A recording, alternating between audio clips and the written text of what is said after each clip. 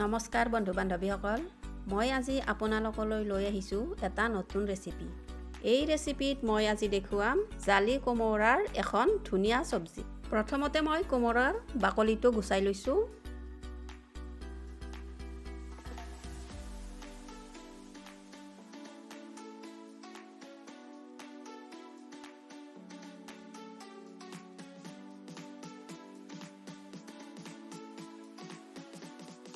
এতিয়া মই কোমোৰাটো ৰুকি ল'ম।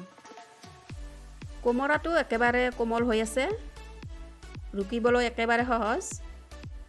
গুটিবিলাকো একেবাৰে কোমল হৈ আছে, গতিকে গুটিবিলাক পেলাব নালাগে।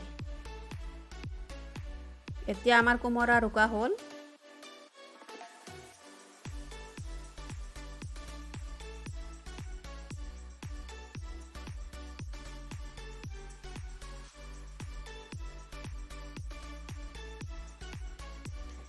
এতিয়া আমি কেৰাহীত 50 গ্ৰাম মগজ ভাজি ল'ম। মগজখিনি ভাজি ল'লে কেঁচা চেনটো আমাৰ নাথাকে।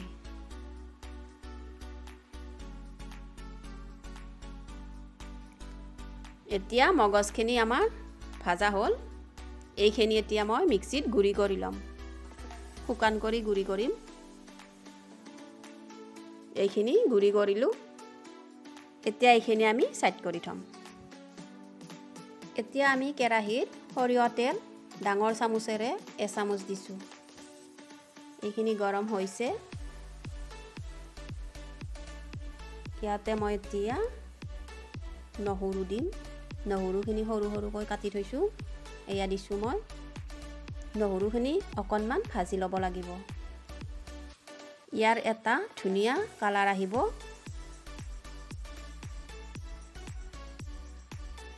এতিয়া এইখিনি মই সাইড কৰি থৈছোঁ। ইয়াতে মই অকণমান পাঁচফোৰণ দিছোঁ, তাৰপিছত তেজপাত দিছোঁ এটা, জলকীয়া দিছোঁ 3টা, শুকান জলকীয়া। এইখিনি ভাজি ল'ম। তাৰপিছত গোটেইখিনি মিহলাই দিছোঁ। ধুনীয়া কালাৰ আহিছে আমাৰ নহৰুখিনিৰ। এতিয়া ইয়াতে দিম মই সৰু সৰুকৈ কাটি থোৱা পিঁয়াজ। পিঁয়াজখিনি একেলগে নহৰুৰ লগত ভাজিব লাগিব। পিঁয়াজৰো এটা কালাৰ আহিব।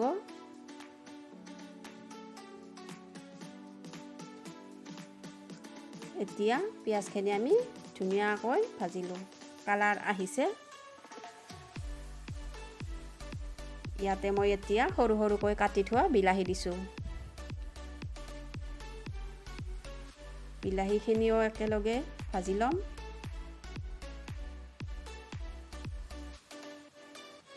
ইয়াতে 4-5টামান মই জলকীয়া দিছোঁ, কেঁচা জলকীয়া দুফাল কৰি। অকণমান জ্বলা হ'লে ভাল লাগে। জ্বলা নাথাকিলে চব্জিটো অকণমান মিঠা মিঠা লাগে, সেইকাৰণে জ্বলা হ'ব লাগে। ইয়াতে আধা চামুচ নিমখ দিছোঁ, আধা চামুচ হালধি দিছোঁ, আধা চামুচ জিৰা ধনিয়া পাউডাৰ দিছোঁ, একেলগে লগ কৰি দিছোঁ। বেছি মছলা নালাগে। এইখিনি মই এতিয়া ভাজিম। ইয়াতে আধা চামুচ কাশ্মীৰী মিৰ্চ দিছোঁ। কাশ্মীৰী মিৰ্চটো জ্বলাৰ কাৰণে নহয়, মই কালাৰ হোৱাৰ কাৰণে দিছোঁ, কাৰণ ইয়াত জ্বলা বেছি নাথাকে। কাশ্মীৰী মিৰ্চটোৰ কাৰণে ধুনীয়া এটা কালাৰ আহে। এইখিনিত এতিয়া মই অকণমান পানী দিছোঁ।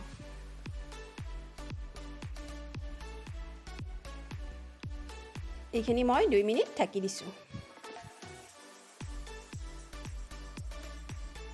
ৰুকি থোৱা কোমোৰাখিনি মই এতিয়া ইয়াৰ লগত একেলগে ভাজিম।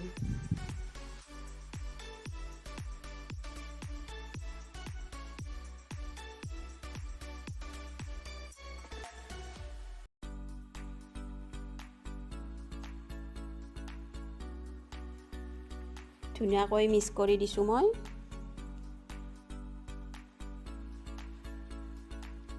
বেছি সময় ভাজিব নালাগে, 2-3 মিনিটমান ভাজিম। এতিয়া ঢাকি দিছোঁ। শুকান হৈছে। এইখিনি এতিয়া মই আকৌ 2 মিনিট ভাজিম। পানী এগিলাচ দি দিছোঁ।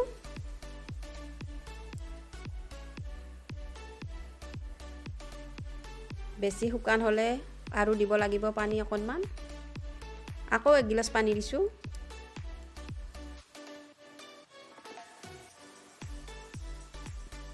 এতিয়া এইখিনি উতলাব লাগিব।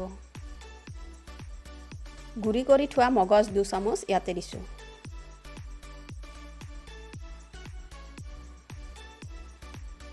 এতিয়া এইখিনি ভালদৰে উতলাম। জালি কোমোৰাৰ চব্জি আমাৰ হৈ গ'ল।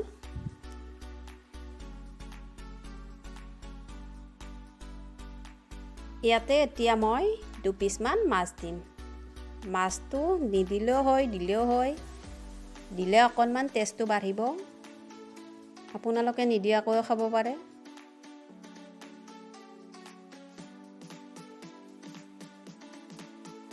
অকণমান মই ধনিয়াৰ পাত দিছোঁ। ভিডিঅ'টো ভাল পালে লাইক আৰু শ্বেয়াৰ কৰিব। ধন্যবাদ।